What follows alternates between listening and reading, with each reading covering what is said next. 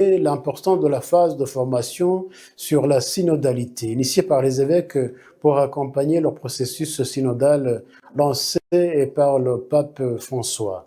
Nous allons suivre, il a souligné que cette étape vise à mieux préparer les fidèles à comprendre et à vivre la synodalité en favorisant l'écoute, la participation et la co-responsabilité au sein de l'Église. Nous allons suivre un mot de son Excellence, Monseigneur Edouard Senayobi.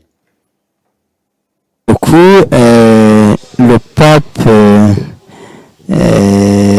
le Saint-Père, le pape François, de mémoire, a rappelé bien dans une note qu'il a mise au début du livre qui contient toutes les directives du processus synodal de toute l'Église.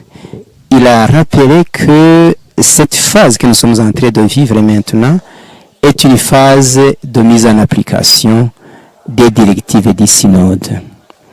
C'est ce que nous sommes en train de vivre dans tous les diocèses, comme cela a été décidé par la conférence des évêques il y a quelques mois, lorsque les évêques au niveau de leur assemblée examinaient, réfléchissaient ensemble comment justement mettre en application les directives du synode. Les évêques du Rwanda ont décidé unanimement que dans chaque diocèse, il y ait une formation au niveau du diocèse, dans chaque diocèse, une formation à la synodalité. Une formation qui réunit toutes les catégories du peuple de Dieu dans un diocèse. C'est ce que nous sommes en train de faire maintenant. Ici à Tiangougou, nous avons fait cette formation au mois de septembre l'année passée. Maintenant, nous en sommes à la phase des sessions de formation à la synodalité au niveau des paroisses. C'est une école.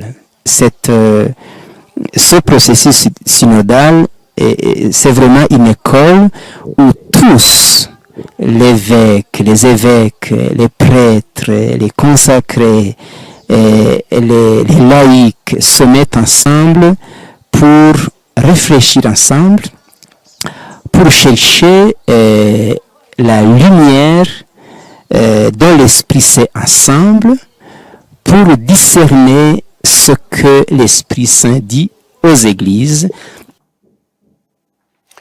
Le 13 mai de